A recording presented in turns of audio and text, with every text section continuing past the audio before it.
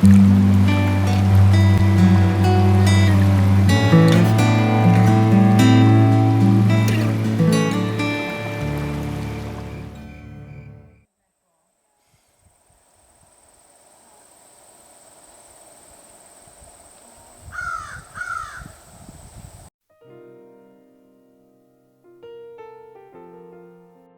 we're evolving to unconditional love, which I believe we are, that is the one thing that the animals are here to teach us above and beyond anything else.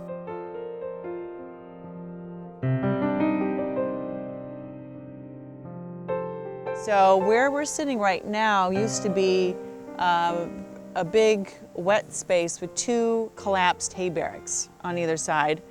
And so what I did is we bought the property that's behind us, but then I'm leasing this property from Shelburne Farm for the next 40 years. 40 years. 40 years. I figured by that time I'll be too old to lift the harness up on the horses. I've always believed that there was a God or an overall universal force. And the stories in the Bible were interesting to me, but I never took them literally. So I've been walking down more of a spiritual path, and there's a difference between religion and spiritual, although there can definitely be a crossover in it. But I do not belong to one religious denomination. In fact, all of them have beautiful and wonderful things to share with us. I think a lot of people who do telepathic communication are already inclined as highly intuitive, very artistic. A lot of them have a very strong musical sense, and we come into it in different ways. There's 4 different ways of intuitively connecting in with energy. One is called clairvoyance, which is seeing. One is clairaudience, which is hearing. One is clairsentience, which is feeling it in our bodies. Most people who are highly empathic take on other people's pain. They can feel it exactly in their body where it is. And then there's claircognizance, which is an all-knowing, where you just know it. There's some animals that are so easy to talk to, just like people. They're so easy to connect with, and then other ones are very guarded and shut down, and it's much harder to connect with them. This is a great story. I have I have 4 draft horses here, and the head horse, his name is Pete. And when Pete came, he was pretty shut down, and it's taken about 2 years, but it's interesting because he's not one of the friendlier horses. He wants you to respect him, and then he'll respect you, but you have to earn his respect. So one of the people who work for me here at one point was talking about how horses aren't very smart. In fact, he said horses were stupid, and that all they did was run away, and they didn't think things through, and went on and on about 5 or 10 minutes. And the horses were in here while he was talking about it. And the next day, we came to get them ready for work, and he went down to pick Pete's feet. Pete wouldn't pick his feet up for him at all. I mean, it was like Pete had just sunk concrete pillars into the ground, and no matter what he did, Pete did not lift his feet up for him. So Jill and I immediately knew what was going on, and we were trying not to laugh because we didn't want to make him mad or anything. So finally, Jill just went over, reached down, tapped his foot, and said, "Hoof, please, Pete." And Pete, up went the hoof. And we were like, "Oh, so who's stupid now?" When you have horses like mine, or any horse, but my horses are about 2,400 pounds apiece.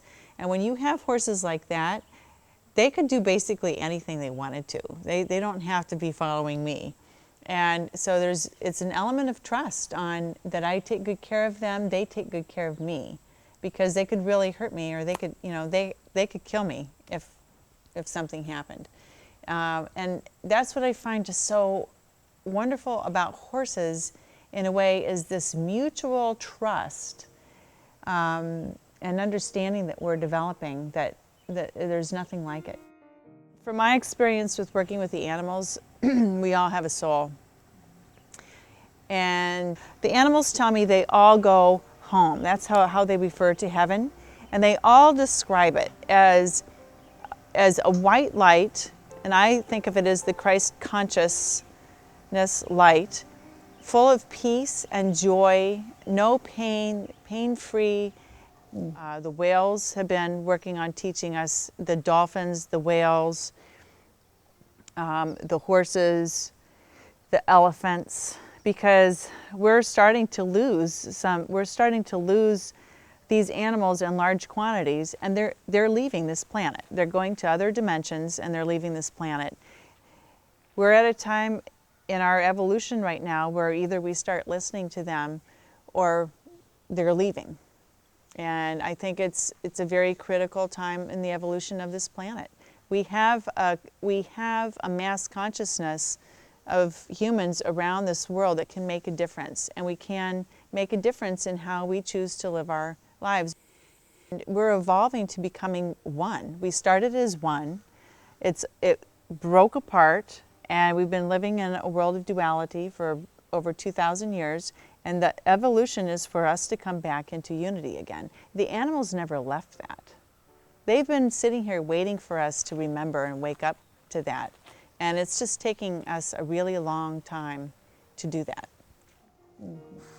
So we're living in this grand experiment, and what we're doing now in this evolution of ourselves is finding out how to be that unified one again. Because wouldn't that be interesting? God has done this great experiment, and so I hope He doesn't get tired of but here we are on this journey of figuring out how to be one again.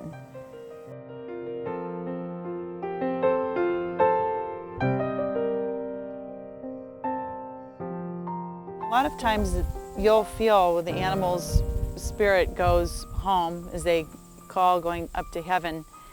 And it takes a little while for them to come back, or sometimes it takes a week or so to reconnect with the spirit. But that didn't happen with Hercules. I felt like part of him never really left. I still feel him here quite strongly. Jaguar called out for him the whole next week. We would pass the farm barn, and Jaguar would whinny and wait for a response, and you could just tell that Hercules is still here. And I don't think he's ever going to leave. We have him here under this hickory tree. Hickory trees are known for their resilience and their strength, and I think it's a very appropriate place for him.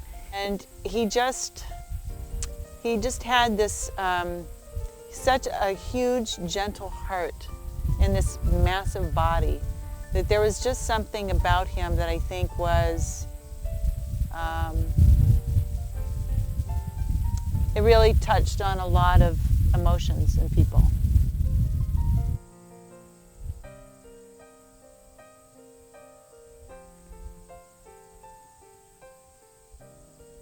It's funny because I cry not because so much that he's gone, but it just brought out so much love.